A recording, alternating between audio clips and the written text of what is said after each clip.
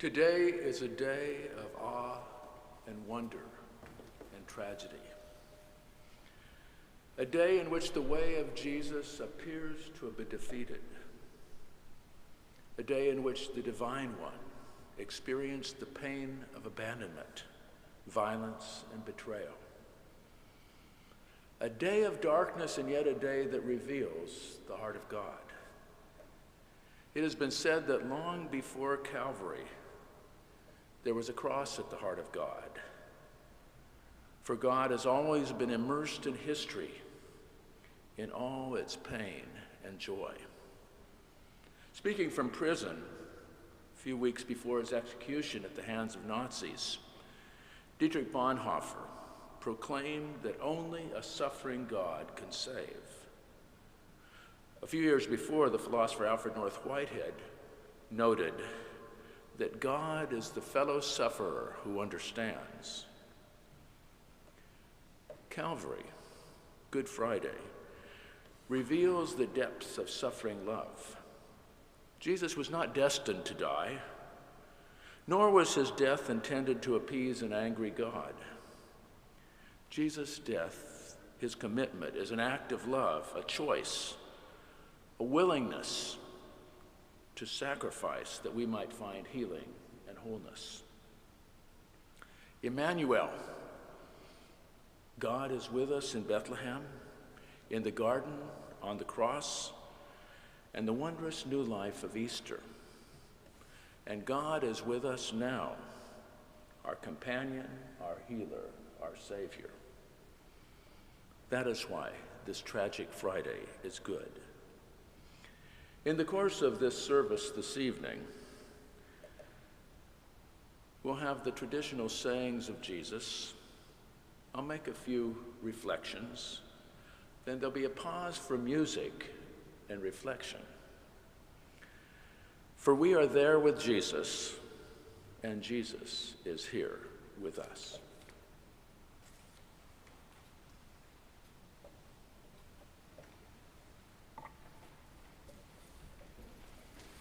I'm going to repeat the words twice in the style of Lectio Divina, so the hearing can go deeper.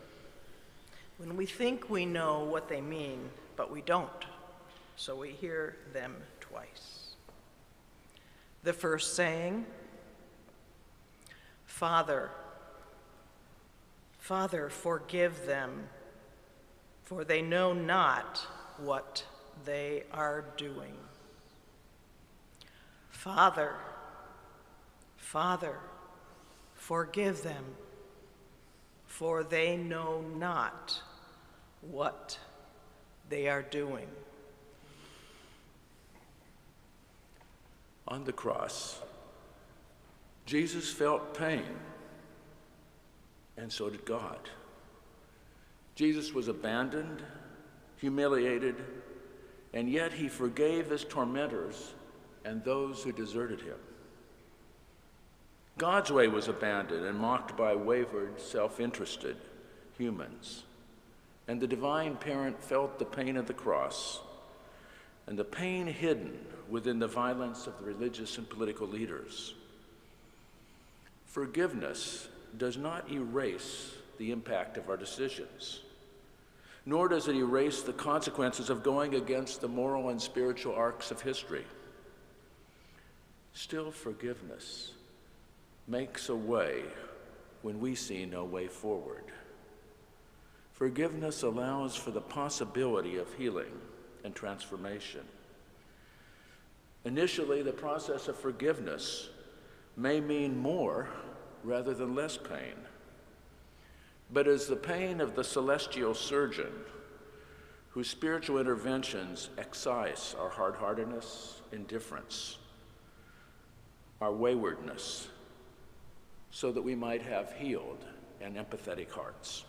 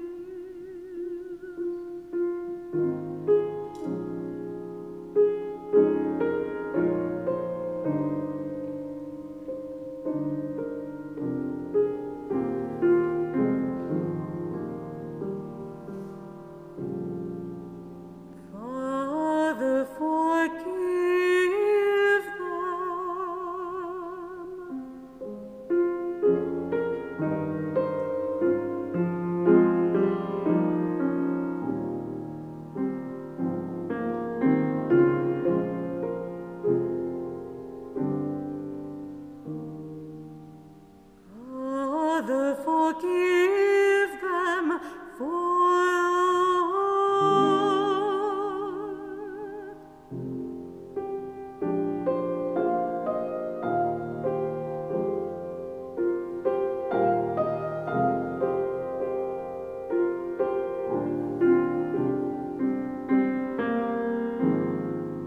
Father, forgive them, for they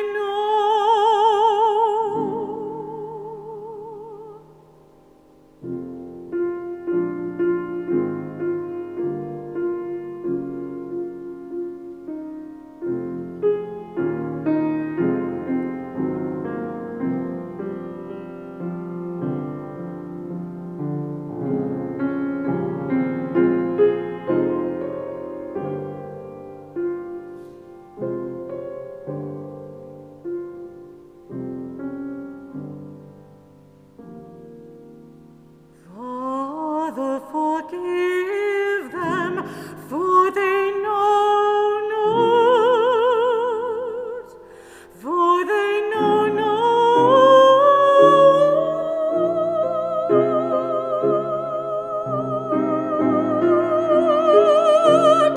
for they know not, for they know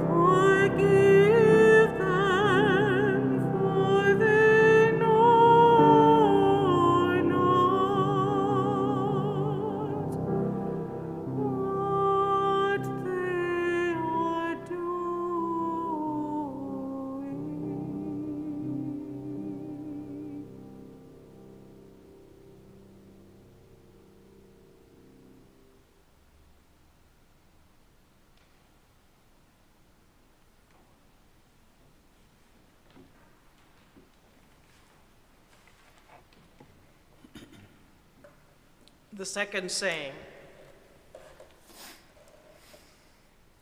truly I tell you, today, you will be with me in paradise. Truly, truly I tell you, today you will be with me in paradise.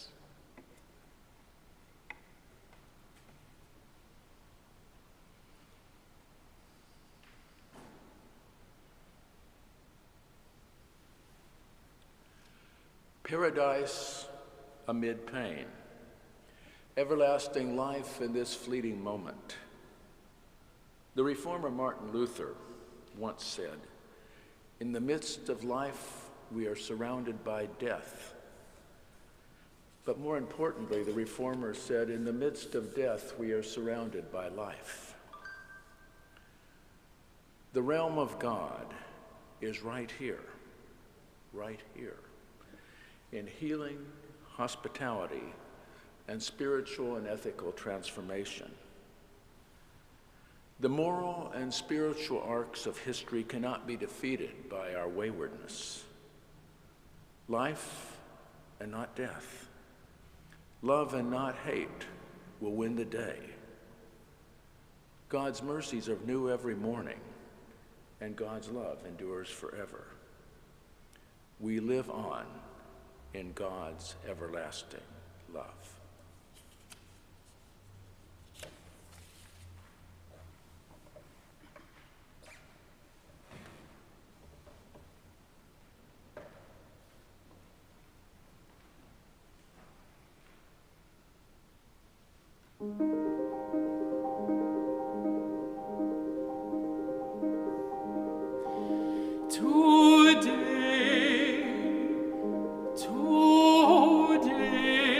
with me in paradise.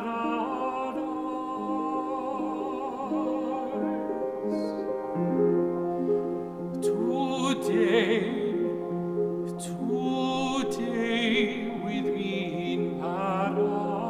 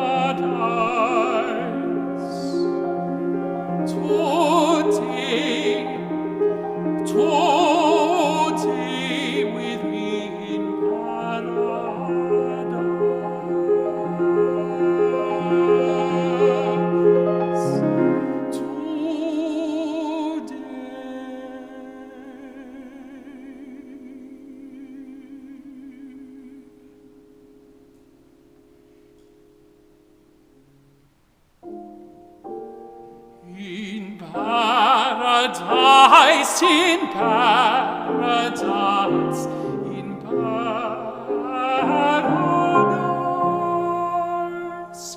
in paradise, in paradise, in paradise.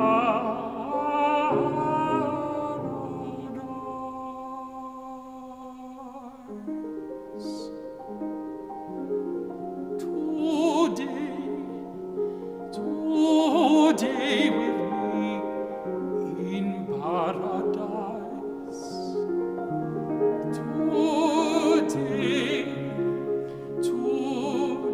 with me in paradise.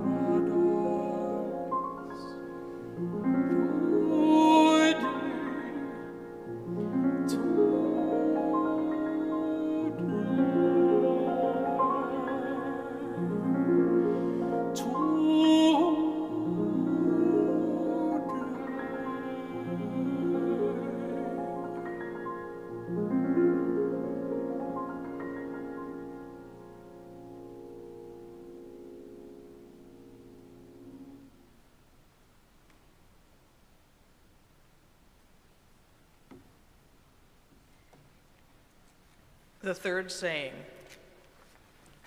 "Woman, here is your son." And he said to the disciple whom he loved, "Here, your mother." "Woman, here is your son."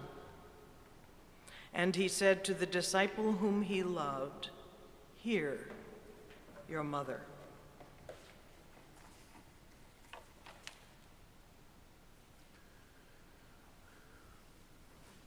Does not excuse us from moral responsibility. On the cross, Jesus looks beyond pain and death to the needs of others. He calls his mother to care for the beloved disciple, and he calls the beloved disciple to take responsibility for his mother's well-being. Death is an end, but death does not end our relationships. It transforms them. Jesus' care for his mother models our own legacy to future generations. Jesus' words to us might be, "Behold this good earth. Take care of your mother. Behold children in pain. Bless them with your love."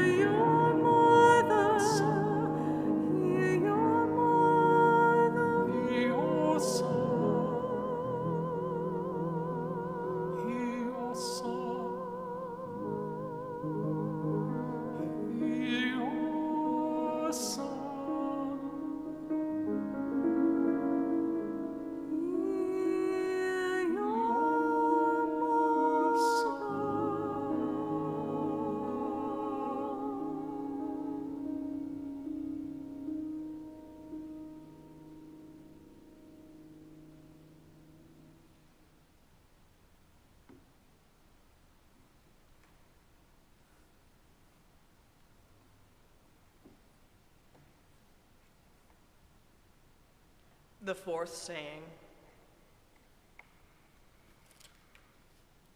My God, why have you forsaken me? My God, why have you forsaken me?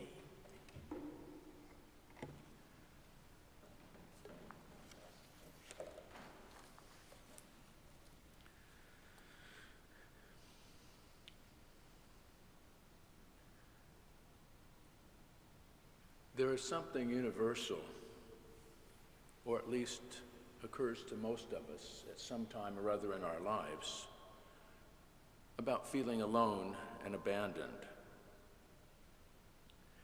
We may have felt alone and without support as we sat with a dying parent or cared for a child with cancer. We may have felt alone following a physical, emotional, or spiritual crisis, or when we can no longer conjure feelings of love for God or an intimate companion. God seems utterly absent, and we may feel lost in the abyss of isolation and unremitting pain. Yet Jesus' prayer of abandonment, taken from Psalm 22, is a prayer of faith. He addresses his pain to God, the parent, and calls upon God to respond. We too can bring our own cries of absence to the one to whom all hearts are open and all desires known. Even when we don't feel God's presence, God is here, quietly sustaining and awakening us to a way where we perceived a dead end.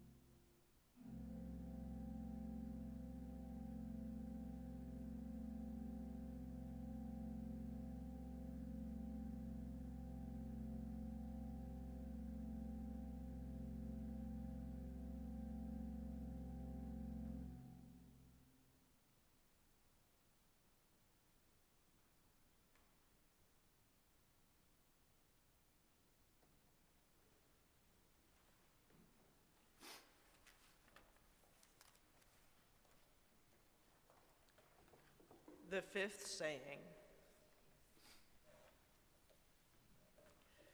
I'm thirsty.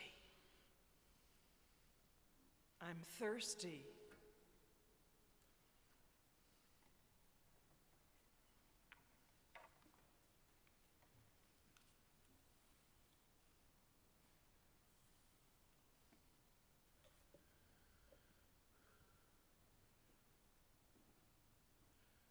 Jesus' pain was whole person pain and not just physiological. We can assume that his suffering was heightened by his sense of seeing the apparent defeat of his cause. Jesus thirsted. Jesus thirsted. He died vulnerable, powerless, and tortured. If Jesus is truly God's messenger, God's incarnate presence, then God also feels our pain. God thirsts for our salvation. God passionately seeks to heal the earth. God experiences the pain of every dying person, every refugee and immigrant, and the fear of children hiding from a shooter. Calvary points us toward a thirsting God, the fellow sufferer who understands our pain, and the joyful companion who celebrates our elation.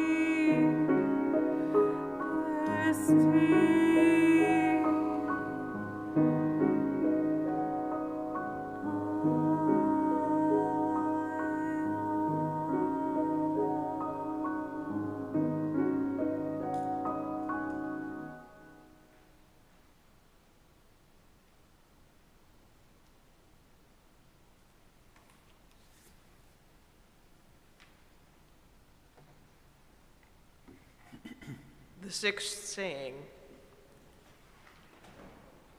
"It is finished. It is finished. It is finished."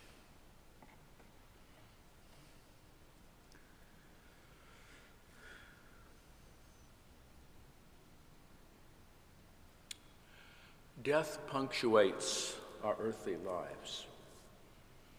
Each moment is perpetually perishing, dying that new experiences may emerge. As we reflect on Jesus' sufferings, we might ask, what is finished? What ends on Calvary? At first glance, it may be obvious. Jesus' work is done. He is now history.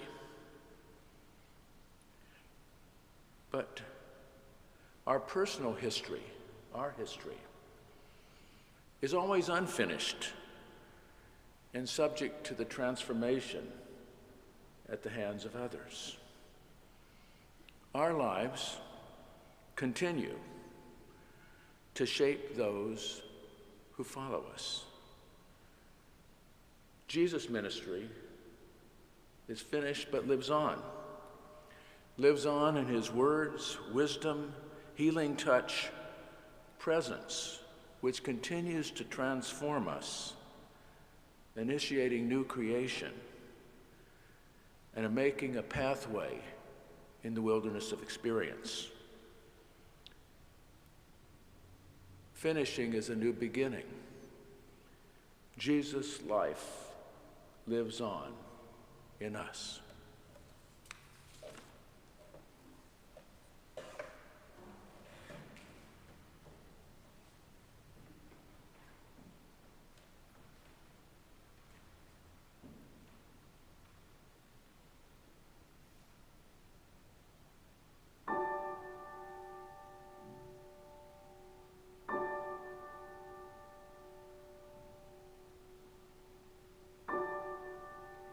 We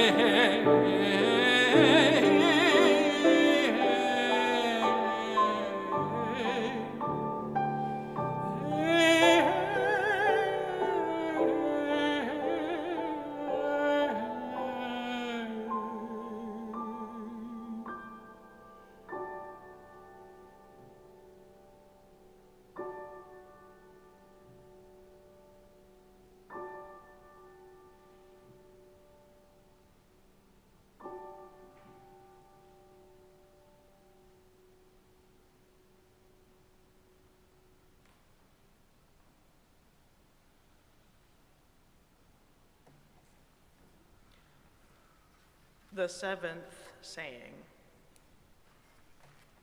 Father, into your hands I commend my spirit.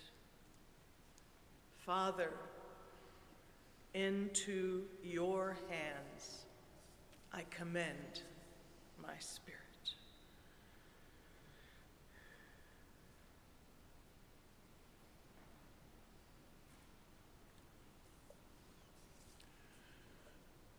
During the first months of the COVID pandemic, a lot of us were uncertain of the future, and in particular our futures.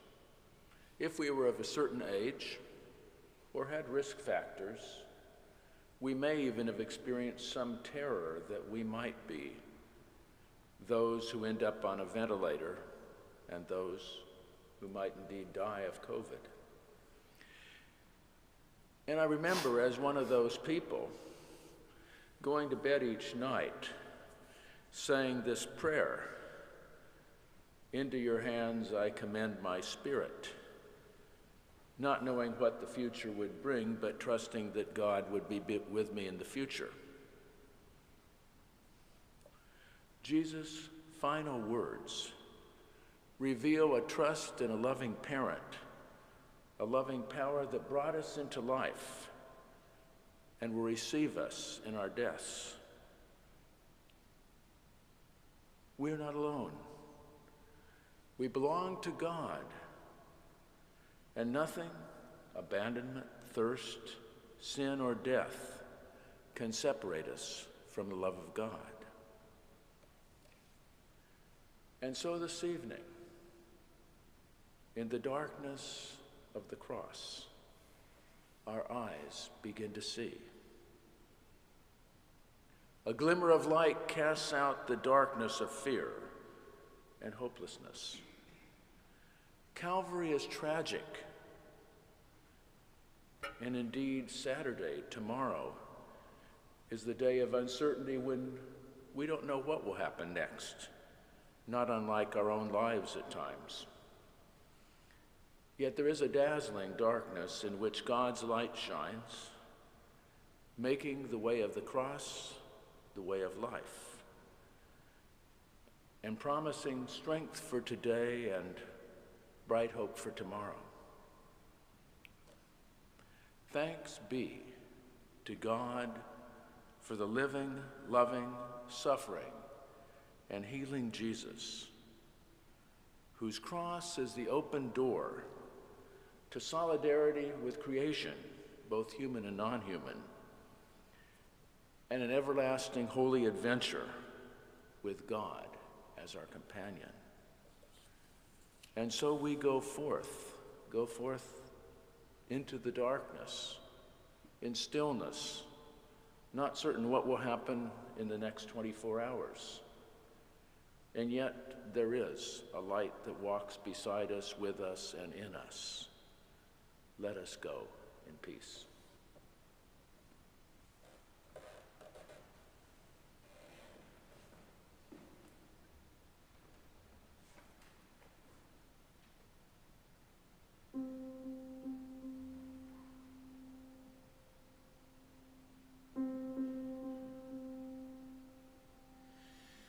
Into your hands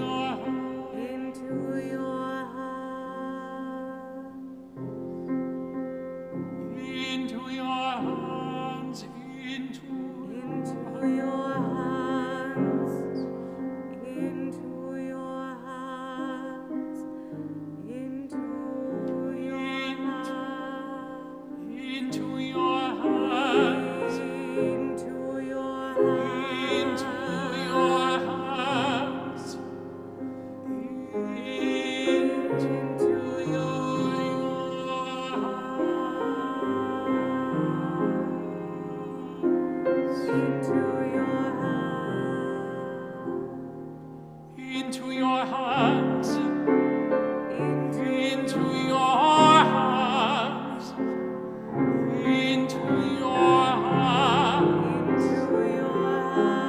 into your